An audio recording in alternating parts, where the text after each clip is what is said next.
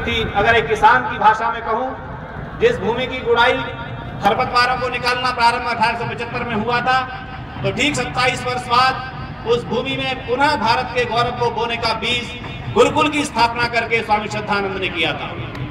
अगर ऋषिवर देव दयानंद ने वटवृक्ष लगाया था, तो उस वटवृक्ष की सिंचाई करने का और उसकी अच्छी तरह से रक्षा करने का कोई दायित्व लिया था, तो वो महात्मा मुंशी राम ने स्वामी श्रद्धानंद के रूप में 1902 में लिया था।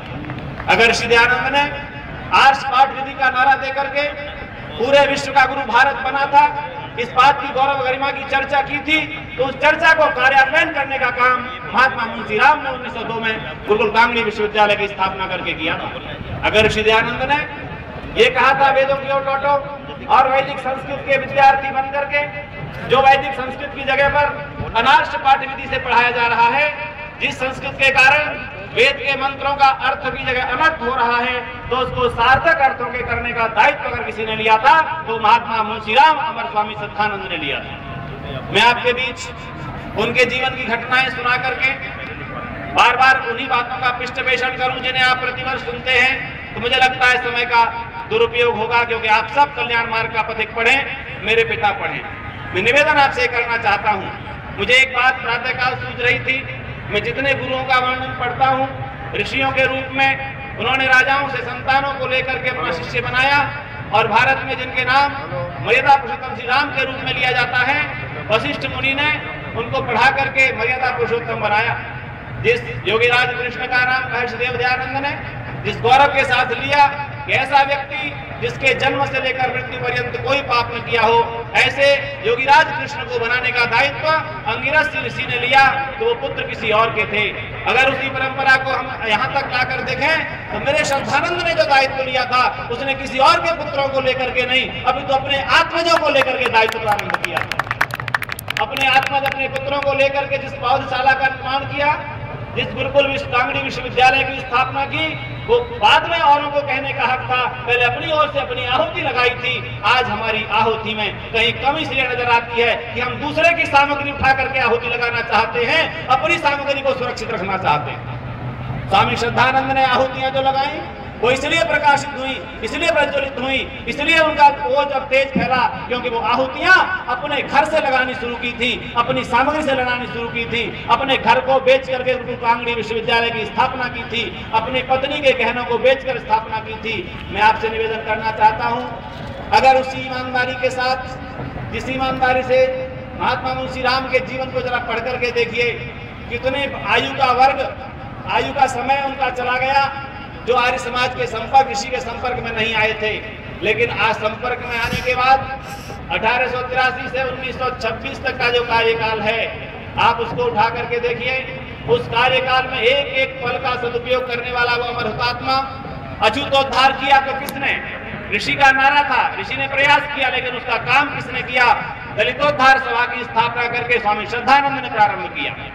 गुरुकुल की स्थापना करके आर्ष पाठ विधि का काम किसने प्रारंभ किया? स्वामी श्रद्धानंद ने शुरू किया। इसी प्रकार से जातिवाद को मिटाने का नारा जो ऋषि दयानंद ने दिया था, इस भारत को घुन की तरह खा रही है जाति व्यवस्था। आप जरा हमारा अपना दृष्टिपात करें, पिछली शताब्दी में जाए, अब तो 21वीं में आ गए हैं। 19वीं शताब्दी में जो जातिवाद था, शायद वो केवल धार्मिक मंचों तक सीमित था, धार्मिक कार्यक्रमों तक सीमित था।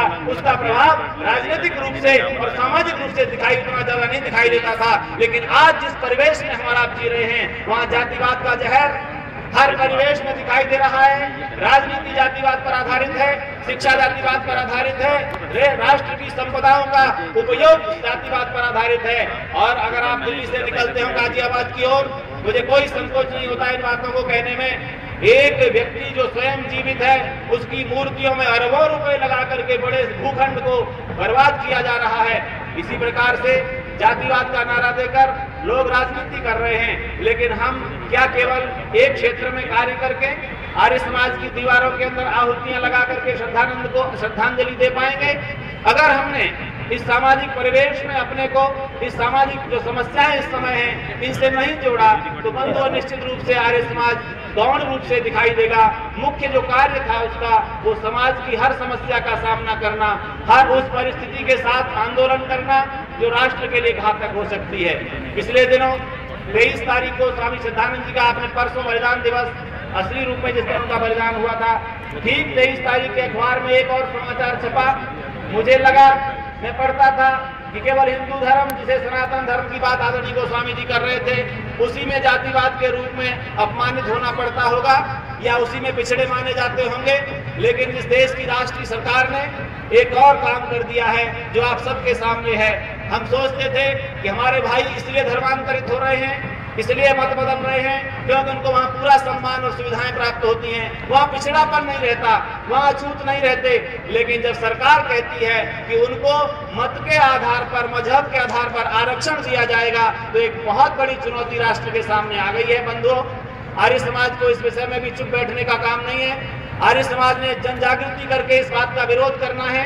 ये आर्य केंद्रीय सभा का मंच जो पूरे देश के लिए प्रेरणा का मंच है, अगर इस प्रकार के कार्यक्रम देश के हर शहर में होने लग जाए तो सरकारें सुनेंगी आपकी बात। जैसे कि आज कीर्ति स्तंभ की बात इस मंच से की गई, अगर प्रत्येक राज्य में ये कार्य होते हों केंद्रीय सभाओं के द्वारा, प्रतिनिधि सभाओं के द्वारा, तो सरकारें सुनेंगी और वही करेंगी जो आप चाहेंगे। तो मैं निवेदन करने लगा हूँ, आज दिल्ली के की नहीं केंद्र बना करके दिल्ली के आसपास के जितने राज्य हैं और हम जहाँ जहाँ कार्य करते हैं वहाँ इस बात की जागरूकता फैलाने का आवश्यकता है कि धर्म के नाम पर, मजहब के नाम पर आरक्षण दे करके इस देश को एक, मैं समझता हूँ, गृह युद्ध के रूप में धकेला जा रहा है।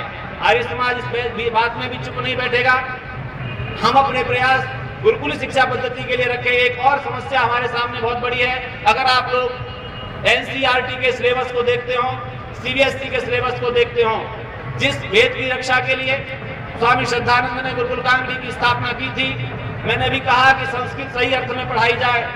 गुरुकुलों की तो कमी होती जा रही है, गुरुकुलों पर कब्जे होते जा रहे हैं, अनेक स्थलों पर आज गुरुकुल विद्यालय बन गए हैं। उसके साथ साथ सीबीएसई के पाठ्यक्रम में संस्कृत के विकल्प में फ्रेंच और जर्मन भाषाओं को रख दिया गया। कौन विद्यार्थी ऐसा है जो संस्कृत लेगा, वो फ्रेंच पढ़ना चाहेगा, जर्मन पढ़ना चाहेगा? आपके सीबीएसई पाठ्यक्रम में मैं बहुत अच्छा होता, माननीय रमाकांत गोस्वामी जी होते, आदरणीय विनय जी, इस बात को अवश्य सरकार की ओर ले जाना है, सरकार तक ले जाना है कि आज संस्कृत पर खतरा है। और एक और खतरा जो आपकी देवनागरी लिपि पर है। हिंदी पढ़ाई तो जा रही है, लेकिन कुछ समय बाद हमें लगेगा कि हिंदी सब रोमन लिपि में पढ़ा करेंगे। देवनागरी पर खतरा, संस्कृत पर खतरा, उस खतरे को भी आर्य समाज भूल नहीं रहा है, उसके आंख छुपाए करके नहीं बैठा है। आर्य समाज जागरूक है, जागृत है कि हमें संस्कृत की भी रक्षा का संकल्प लेना है। मैं निवेदन